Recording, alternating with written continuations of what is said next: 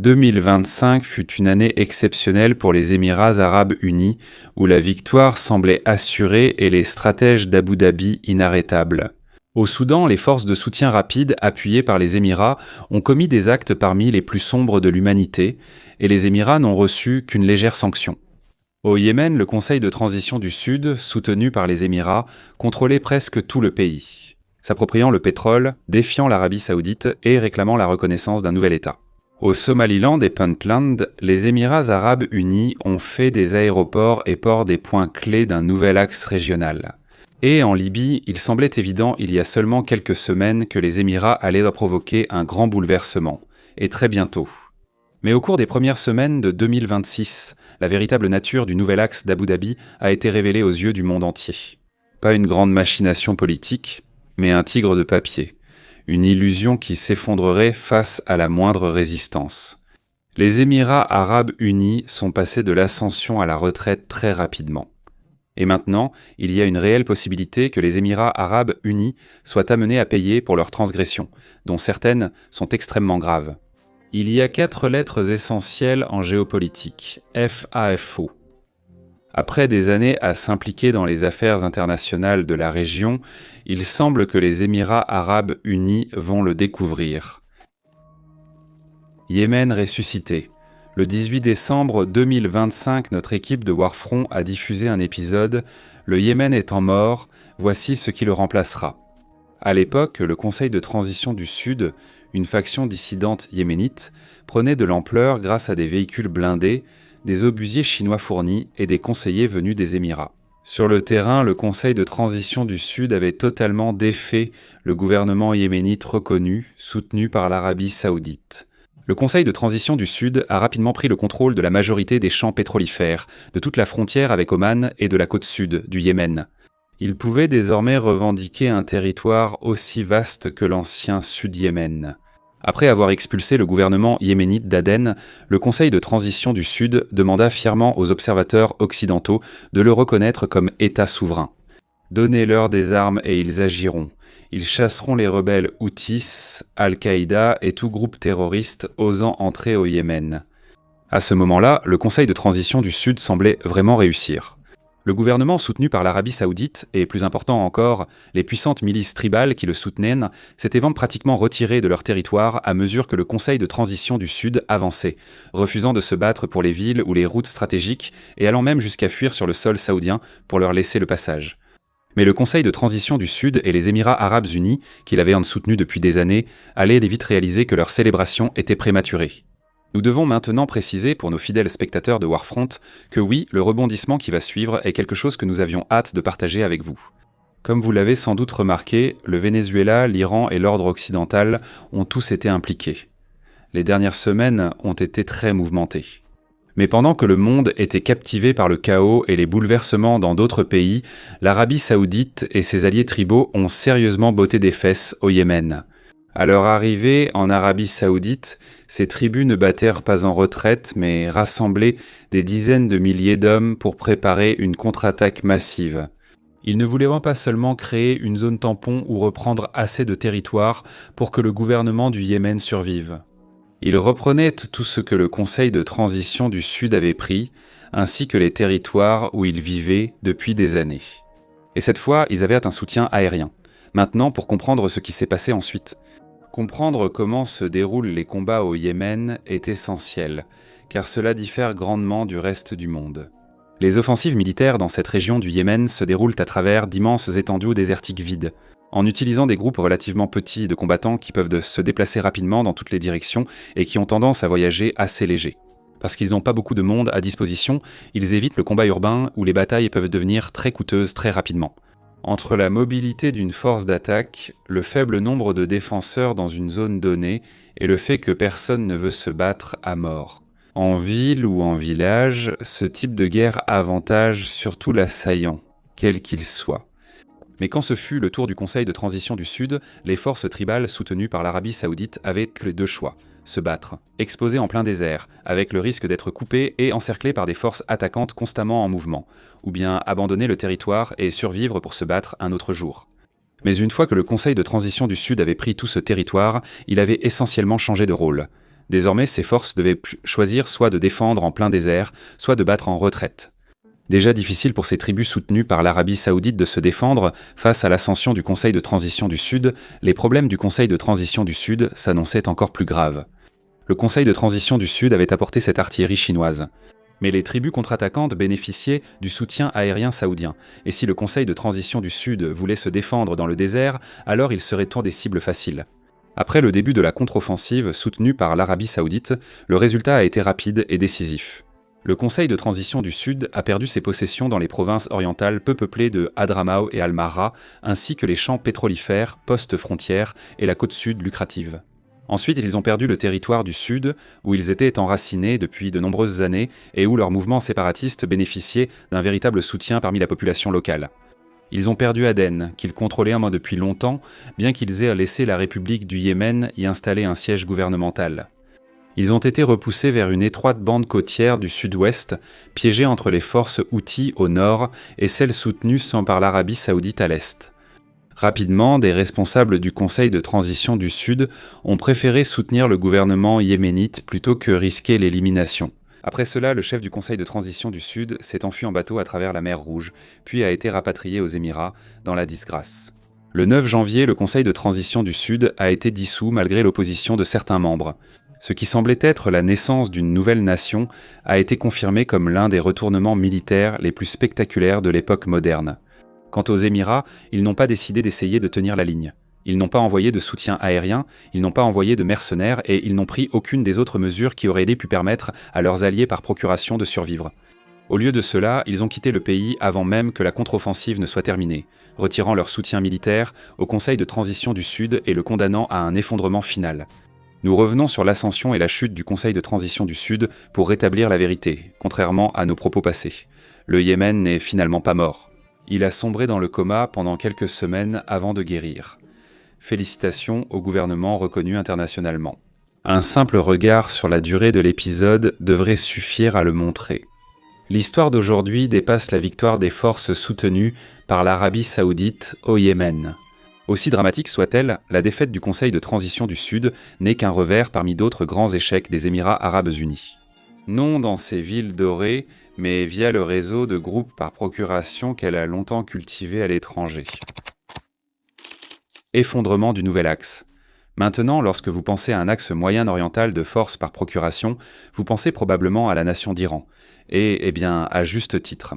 Alors que les alliés actuels et anciens de l'Iran ont fait la une des journaux internationaux ces dernières années. Téhéran n'est pas la seule capitale du Moyen-Orient à entretenir un réseau d'influence dans le monde musulman. La Turquie utilise des milices anti-kurdes régionales et a sans doute rallié le nouveau gouvernement syrien à son réseau de proxys. L'Arabie saoudite considère la République du Yémen reconnue internationalement comme une force par procuration. Les Émirats arabes unis ont été les plus actifs et créatifs dans leurs opérations par procuration au Moyen-Orient et en Afrique du Nord. Le réseau régional d'Abu Dhabi couvre principalement 4 pays, Yémen, Somalie, Libye et Soudan. Abu Dhabi adopte une stratégie similaire dans chaque pays. Elle soutient une faction rivale puissante, non le gouvernement reconnu, qui contrôle un territoire, exerce un pouvoir politique et dispose de forces armées autonomes. Au Yémen, le Conseil de transition du Sud avait signé des accords pacifiques avec le gouvernement reconnu depuis quelques années. Il restait indépendant, même en jouant le jeu. En Libye, les Émirats soutiennent Khalifa Haftar et son armée nationale libyenne, qui contrôle la majeure partie du territoire, des champs pétrolifères et autres actifs économiques.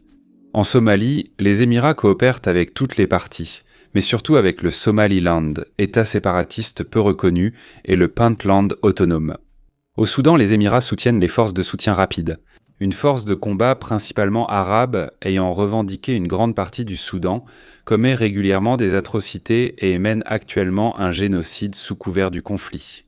Nous n'allons pas passer trop de temps à discuter des subtilités de la stratégie géopolitique émiratie et à expliquer pourquoi ils soutiennent ces groupes par procuration ou ce qu'ils cherchent à accomplir. Pour en savoir plus, consultez notre excellent site d'abonnement premium, Frontstoco. Fin décembre, nous avons publié un article détaillant pourquoi les Émirats agissent ainsi. Il est gratuit à lire, sans abonnement. Et même s'il a été écrit à l'époque où le Conseil de transition du Sud se portait encore bien, c'est un retour agréable dans le passé récent. Au fait, si vous souhaitez vous abonner à Franceco, cela ne coûte que 5 $ par mois ou 50 $ par an. Accédez à des vidéos régulières et à des articles d'experts sur des enjeux géopolitiques souvent négligés ou mal compris dans le monde. Maintenant, mis à part ces publicités sans vergogne, les deux choses les plus importantes à comprendre concernant la stratégie de proxy des Émirats sont les suivantes. Les Émirats privilégiant les acteurs non étatiques possédant des terres car ils échappent aux règles de l'ordre international. Ils n'ont généralement pas de limites très strictes sur ce que les Émirats arabes unis peuvent ou ne peuvent pas faire sur leur territoire, et comme ils sont en grande partie ostracisés par le reste du monde, les Émirats arabes unis peuvent exercer une influence dominante simplement en leur apportant un quelconque soutien. Deuxièmement, ces forces par procuration permettent aux Émirats de surveiller certaines régions, notamment les routes maritimes commerciales à stabiliser. Pour assurer la vente continue de son pétrole libyen, les Émirats peuvent influencer le sud-est méditerranéen depuis le Yémen et la Somalie. Les Émirats surveillant le golfe d'Aden et, si les forces de soutien rapide contrôlent le Soudan, les Émirats arabes unis auront un point stratégique sur la mer Rouge. Bien sûr, ces alliances par procuration offrent d'autres avantages secondaires aux Émirats, mais ce sont les principaux à connaître. Fin 2025, début 2026, les revers des Émirats dans leur réseau de groupes par procuration furent surtout visibles au Yémen. Pour toutes ces raisons, avec l'expansion et la chute du Conseil de transition du Sud, mais ailleurs dans le réseau, il y a eu d'autres changements qui ont été, disons-le, moins favorables pour Abu Dhabi. Et dans chaque cas, ces changements ont inversé ce qui semblait être des progrès significatifs. Nous allons commencer par la Libye et le Soudan, dans une partie de la région appelée la zone des 3 frontières. Aux Émirats, un projet important mobilise depuis des mois, la rénovation de l'aéroport d'Al-Koufra en Libye, contrôlé par Khalifa Haftar. L'an dernier, Al-Koufra était devenu un point d'approvisionnement essentiel pour les Émirats, accueillant en toute sécurité les avions de transport stratégiques émiratis.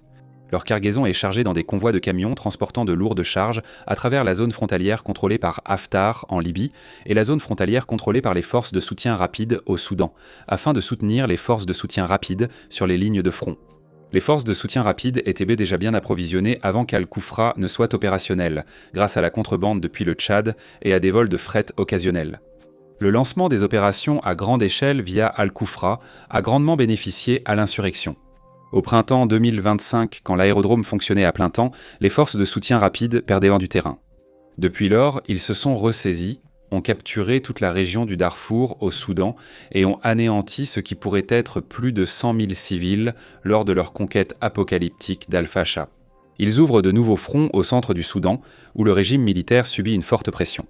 Ces dernières semaines, des convois d'approvisionnement vers le territoire des forces de soutien rapide ont été attaqués en traversant la région des 3 frontières. Ces attaques, menées par frappe aérienne avec des avions de chasse ou drones contrôlés par l'armée soudanaise, ont paralysé plusieurs convois des forces de soutien rapide. La dernière frappe, au moment où j'écris, a eu lieu le 9 janvier. Dans ce cas, la frappe aurait été menée par l'Égypte, non par les forces armées soudanaises, d'après des sources régionales crédibles mais non vérifiées. Et pour vraiment expliquer pourquoi cela est important, nous devons être très clairs. Le fait que ces convois aient été bombardés n'est pas dû au fait que l'armée soudanaise ou l'Égypte se soit soudainement procuré un nouveau type d'armes qu'elle ne possédait pas auparavant. L'armée soudanaise et le gouvernement égyptien frappent ces convois depuis leur arrivée dans la région. Jusqu'à fin décembre, cela n'était pas arrivé. Mais apparemment, un décideur stratégique a changé d'avis pour une raison inconnue.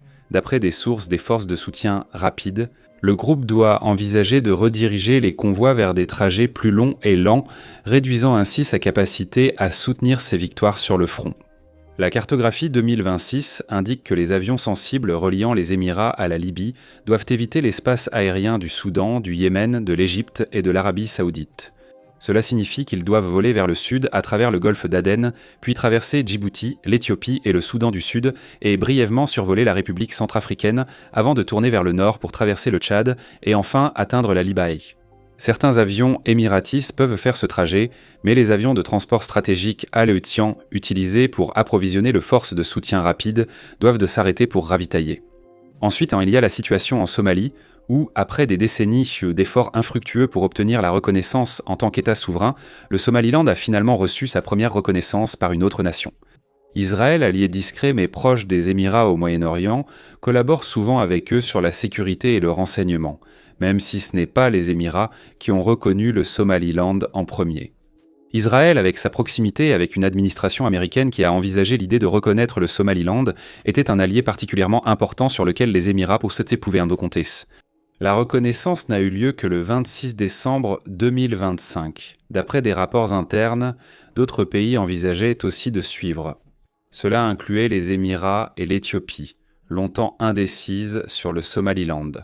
Pour les Émirats et Israël, reconnaître le Somaliland aurait permis des avancées majeures. Les Émirats possèdent un port clé, un aérodrome stratégique au Somaliland et des installations similaires au Puntland. Ils auraient pu profiter largement d'une communauté internationale prête à s'engager avec ses actifs, après l'accord d'Israël et d'autres pays. Les Émirats arabes unis utilisent ces aérodromes pour soutenir les forces de soutien rapide et auraient pu mieux se coordonner avec un Somaliland souverain plutôt que de passer par Mogadiscio. Abu Dhabi et Jérusalem utilisent le Somaliland comme centre régional de renseignement et de surveillance. Et ils auraient pu considérablement intensifier ces efforts s'ils avaient pu établir une relation plus formelle et reconnue internationalement avec un Somaliland indépendant. Israël et les Émirats savaient dès que reconnaître le Somaliland entraînerait des réactions négatives, mais cette opposition a été plus forte que prévu. La décision a été rejetée par la majorité du monde musulman, y compris au Moyen-Orient et en Indonésie.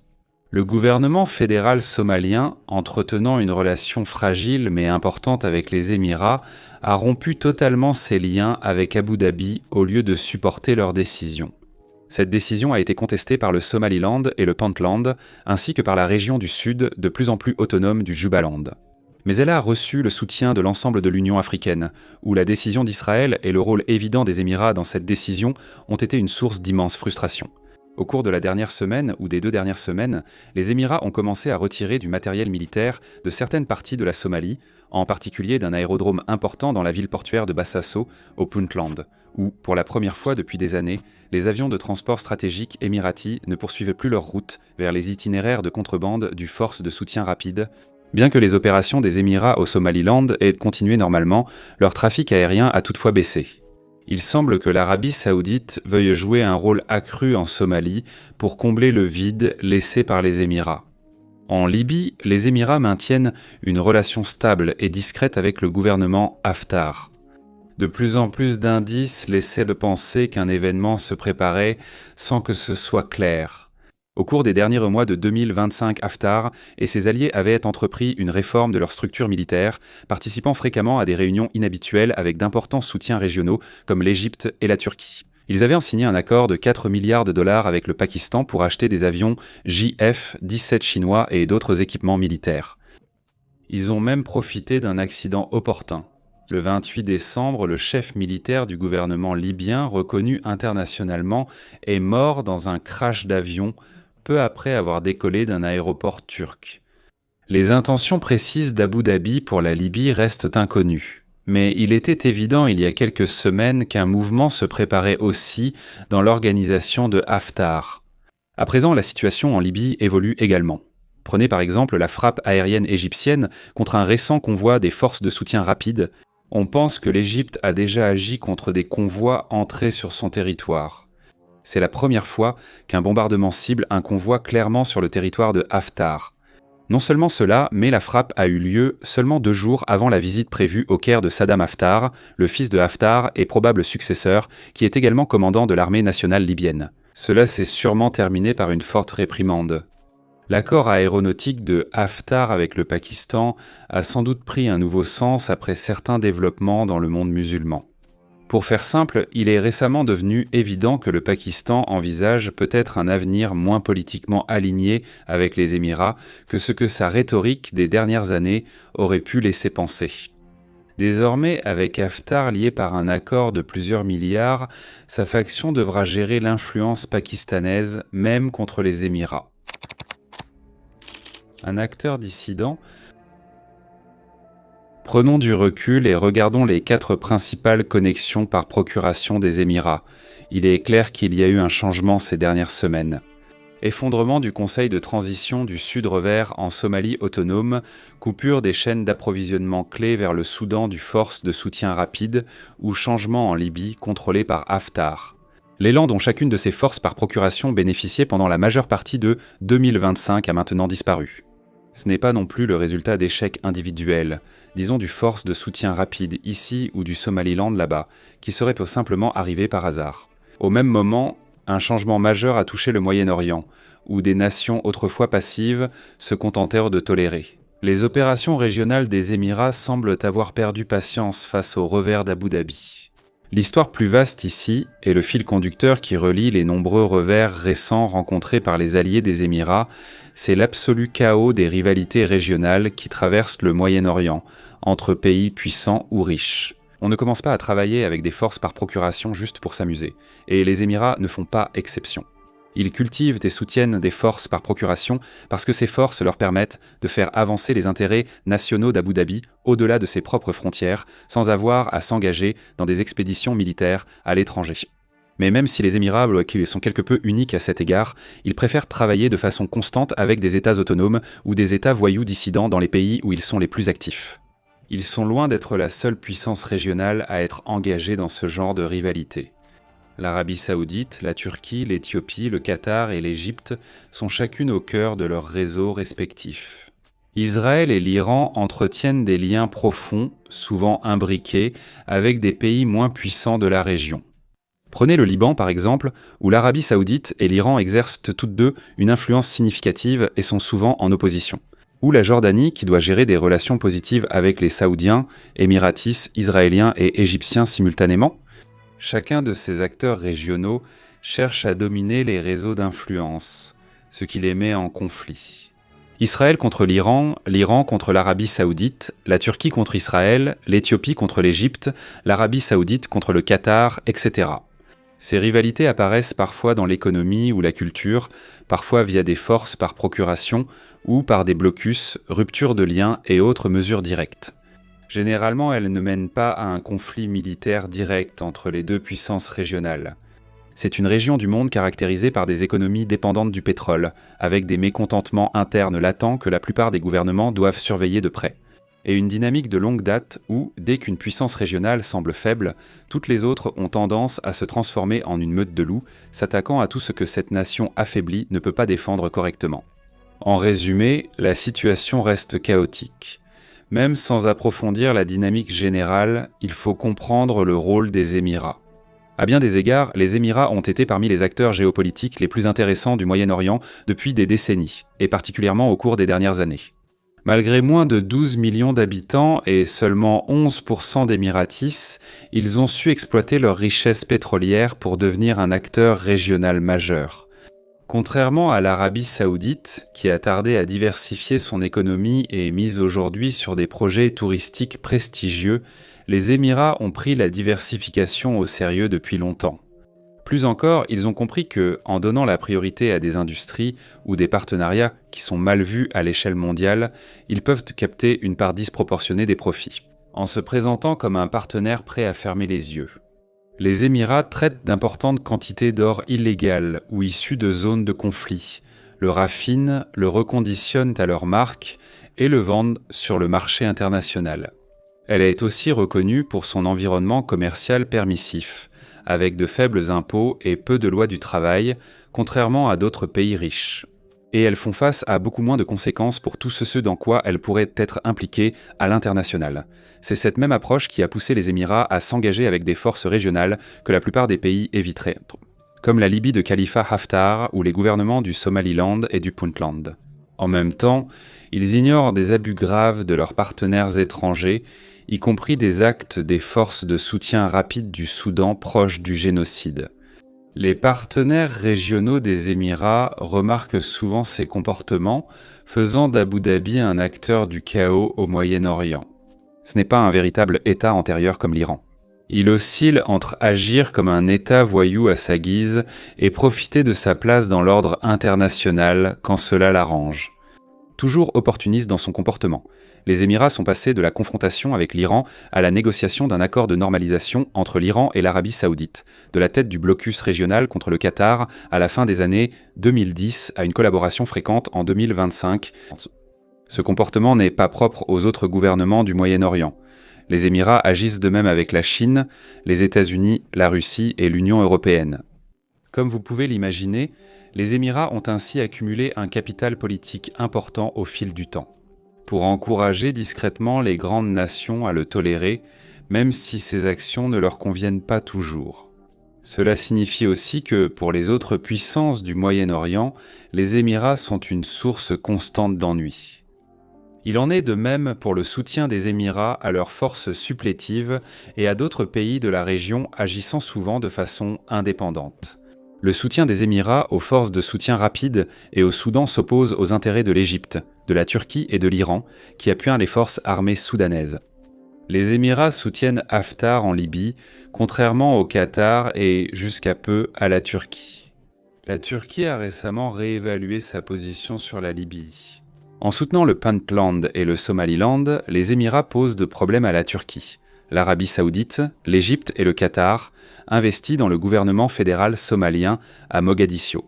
Au Yémen, le Conseil de transition du Sud a brièvement menacé le gouvernement reconnu internationalement, principal projet saoudien. Pour aggraver les choses, les Émirats ont accepté de sacrifier plus de capital financier et diplomatique que tout autre pays, chacun ayant ses propres problèmes et ambitions à gérer.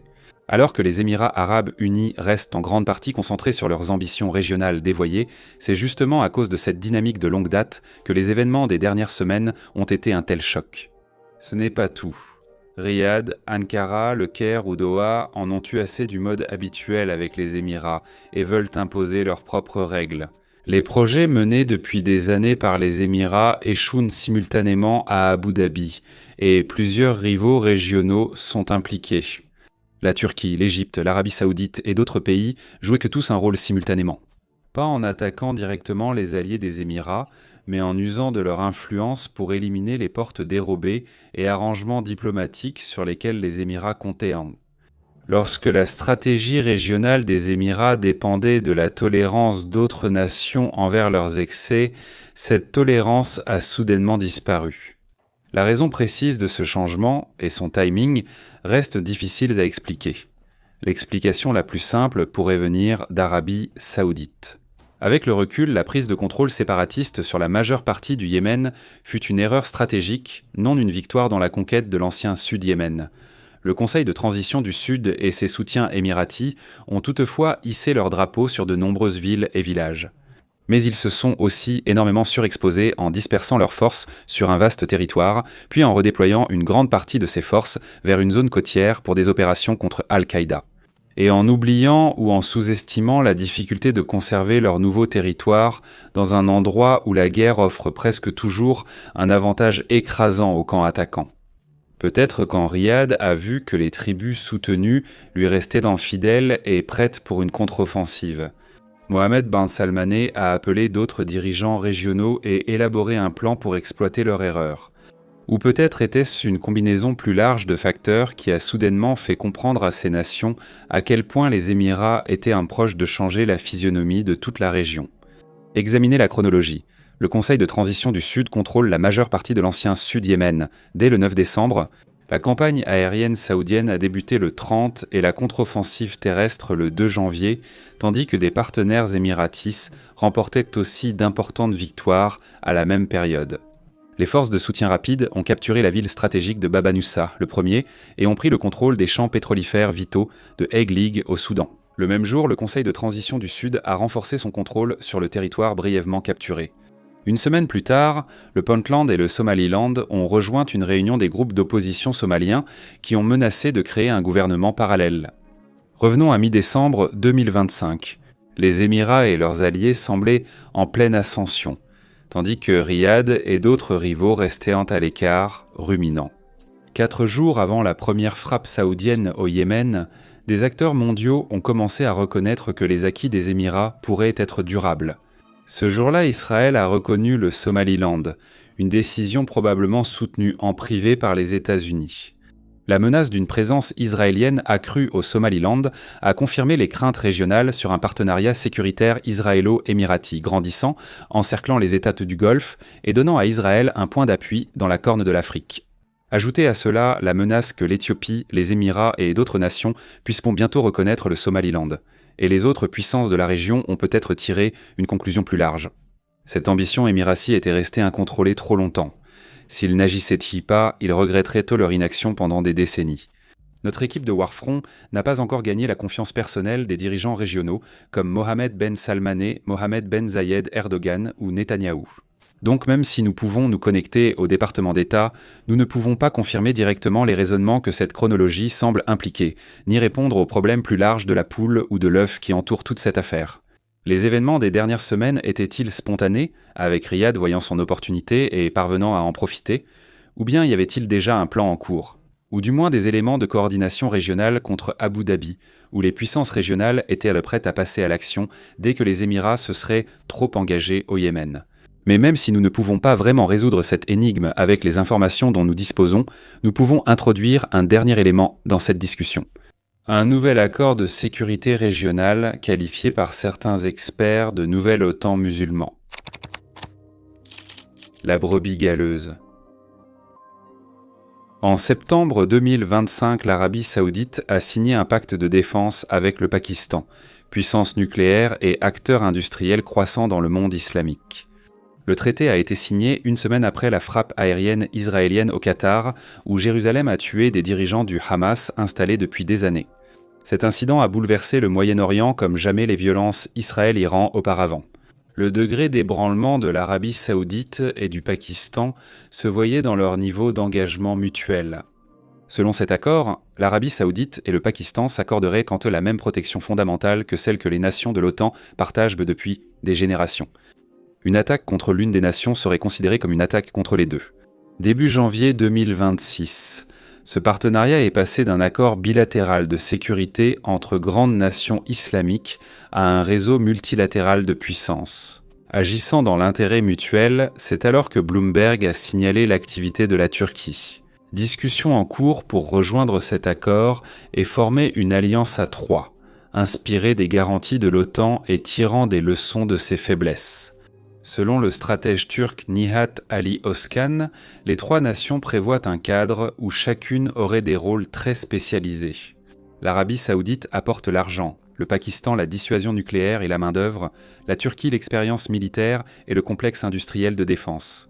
Des rapports internes indiquent que l'Égypte pourrait aussi vouloir rejoindre l'Alliance, apportant une grande armée et une économie puissante à sa défense. Même si peu de rapports crédibles existent, il faut noter que l'Égypte a principalement défendu la création d'une force de défense arabe type OTAN en septembre 2025, malgré le refus de plusieurs États du Golfe. Aujourd'hui, un accord de sécurité collective entre ces quatre pays est crucial pour plusieurs raisons. Cela pourrait étendre le parapluie nucléaire pakistanais au Moyen-Orient et en Afrique du Nord, tout en contrôlant le canal de Suez et le détroit du Bosphore. Cela rassemblerait environ 470 millions de personnes et des économies équivalentes à celles du Royaume-Uni ou de la France. Cela permettrait à d'autres nations musulmanes de rejoindre l'accord, ce qui ferait déjà l'objet de discussions sérieuses selon certaines sources. Ali Chishti, rédacteur en chef de The Wire au Pakistan, indique que des discussions portent sur un accord de sécurité collective plus large, incluant des pays comme l'Indonésie. La Malaisie et l'Azerbaïdjan participent déjà à ces discussions. Pour être clair, ces informations ne sont pas confirmées par ailleurs. Il y a de nombreuses raisons géopolitiques pour lesquelles une OTAN musulmane élargie aurait du mal à se former. Un partenariat entre le Pakistan, la Turquie, l'Arabie saoudite et l'Égypte bouleverserait la géopolitique mondiale et celle du Moyen-Orient. Pour les Émirats arabes unis, cette alliance pourrait être un problème majeur, même sans le Pakistan. Les trois autres nations impliquées ou soupçonnées dans cet accord stratégique sont celles qui, ces dernières années, ont été frustrées, contrecarrées et souvent provoquées par les Émirats.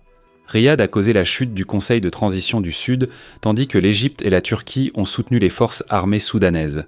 Ces trois pays pourraient en profiter. Le gouvernement somalien a rompu avec Abu Dhabi, alors que la Turquie et l'Égypte maintiennent une coopération sécuritaire limitée avec les Émirats. Abu Dhabi n'apporte rien qui ne pourrait être remplacé par l'une des autres nations dans ce nouvel arrangement. Les 4 nations restent sceptiques envers Israël, le Pakistan ne reconnaissant pas Jérusalem. L'Égypte méfiante envers la gestion de Gaza par Israël, l'Arabie saoudite reculant sur la normalisation et la Turquie anticipant une nouvelle guerre froide régionale. Les Émirats sont probablement le principal allié arabe d'Israël, et Abu Dhabi paraît prêt à mobiliser ses proxys pour un avantage commun avec Israël, lorsque des opportunités se présentaient. Si l'on prend tous ces facteurs ensemble, il devient évident qu'Abu Dhabi a un gros problème. Après plusieurs années passées à saper joyeusement des nations plus grandes et plus puissantes à travers le Moyen-Orient. Après des années de lutte géostratégique acharnée, les dirigeants émiratis se retrouvent dans une situation difficile qu'ils ont eux-mêmes provoquée. Les Émirats arabes unis pensaient qu'une telle alliance régionale était impossible, ou du moins si improbable qu'on pouvait l'ignorer. Ils ont ciblé, subverti et absorbé les intérêts stratégiques régionaux d'autres nations, parce que ces nations ne pensaient qu'à leurs propres intérêts. Chacune avait une préoccupation majeure et a conclu qu'il valait mieux voir les Émirats comme un ami gênant, mais acceptable, que comme un ennemi. Cela aurait été difficile seul, mais désormais, elles forment une alliance 7 fois plus puissante économiquement. Si l'on considère seulement les citoyens émiratis, plus de 400 fois leur population s'oppose aux Émirats arabes unis. Ce n'est pas un combat équitable. Surtout si l'on considère que les Émirats ont investi leurs ressources non pas dans la construction d'une armée comparable, disons, à celle d'Israël, mais dans un réseau décentralisé de groupes par procuration à travers la région. Il est peu probable que ces 4 nations lancent une guerre contre les Émirats pour imposer un changement de régime à Abu Dhabi, mais ce n'est pas nécessaire. L'effondrement du Conseil de transition du Sud, la rupture entre les Émirats et la Somalie, ainsi que les récents revers au Soudan l'ont clairement montré. Le réseau régional bâti par les Émirats reste très fragile. Ils sont sujets à des interruptions. Ils peuvent être rompus ou contrecarrés si les adversaires régionaux des Émirats décident de travailler ensemble. Une fois ces connexions perdues, il sera difficile de les rétablir. En quelques semaines, la position des Émirats s'est déjà nettement affaiblie au Moyen-Orient.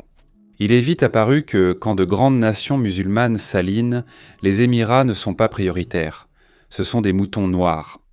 Concernant l'avenir des Émirats, il faut noter que l'Arabie saoudite, le Pakistan, la Turquie et l'Égypte n'ont que partiellement utilisé leurs outils géopolitiques.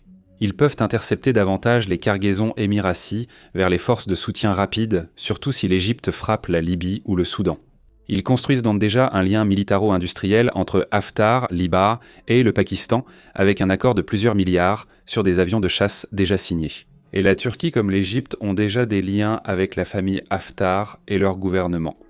Ils pourraient faire plus pour faire pression sur le Somaliland et le Puntland, en renforçant le gouvernement somalien ou en investissant dans les zones autonomes. Concernant le Yémen, le Conseil de transition du Sud a été abordé. Les Émirats savent ce qu'une alliance régionale peut faire aux États du Golfe isolés. Ils doivent juste se rappeler que les Émirats ont facilité le blocus du Qatar, tout en profitant grandement de leurs liens avec Israël et les États-Unis. Soyez assurés que la Turquie, membre de l'OTAN, le Pakistan, allié de Trump, l'Arabie saoudite, allié de Trump, et l'Égypte, allié stratégique clé, pourraient facilement réduire l'influence d'Abu Dhabi à Washington. Si Washington part, Israël ne voudra peut-être pas suivre, mais ne pourra pas agir à contre-courant. Une telle alliance régionale pourrait être encore plus néfaste pour les Émirats à long terme. Non seulement car cela constituerait un contrepoids majeur à la stratégie émiratie, mais aussi parce qu'ils peuvent rendre les Émirats dépendants de leur bonne volonté. Si vous vous souvenez de ce que nous avons dit plus tôt dans cet épisode, de notre discussion sur les raisons pour lesquelles les Émirats soutiennent les groupes par procuration qu'ils soutiennent. Une partie clé de la stratégie des Émirats était d'assurer des routes de transbordement sûres dans des voies maritimes instables. En collaborant, la Turquie, l'Arabie saoudite et l'Égypte peuvent contrôler la mer Rouge, le sud-est méditerranéen et le canal de Suez. Ils peuvent utiliser le Yémen, soutenu par l'Arabie saoudite, pour contrôler le golfe d'Aden et couper l'accès des Émirats au marché de la mer Noire, notamment la Russie. Pour Abu Dhabi, la réalité difficile est la suivante. Lorsque personne ne se soucie suffisamment de ce que fait Abu Dhabi pour justifier de lever le petit doigt. Ou lorsque Abu Dhabi est capable de balayer, de discuter, de menacer ou de cajoler des nations individuelles pour qu'elles détournent le regard, c'est là qu'Abu Dhabi peut réaliser ses ambitions. Mais les Émirats arabes unis ne sont pas une nation capable de faire face à une opposition farouche sur plusieurs fronts et unifiée de la part d'autres nations. D'autant plus que ces nations, ensemble, dépassent largement la puissance d'Abu Dhabi. Comme mentionné plus tôt dans cet épisode, nous allons le redire. Le fait que les Émirats soient devenus si importants dans de nombreux secteurs et régions du monde est vraiment impressionnant. Mais à un moment donné, il n'y a pas si longtemps, Abu Dhabi a fait le pari qu'il pouvait développer un réseau d'influence régionale, jouer au jeu de pouvoir du Moyen-Orient et repousser les limites à sa guise, sans jamais devoir rendre compte de ses actes devant ses rivaux. En janvier 2026, le verdict tombe. Abu Dhabi a perdu son pari et ses rivaux doivent désormais décider, espérant en profiter. Les dirigeants des Émirats disposent encore d'options pour gérer leur nouvelle situation, mais ils devront clairement définir une nouvelle voie pour Abu Dhabi. Le Yémen ne semble plus être en jeu, du moins à court terme. Les forces de soutien rapide sont toujours à l'offensive et il sera très difficile de les vaincre, même si l'aide des Émirats devait s'arrêter demain. La valeur pour Abu Dhabi dépend de sa capacité à l'atteindre, ce qui sera difficile. Son approche en Somalie doit être repensée.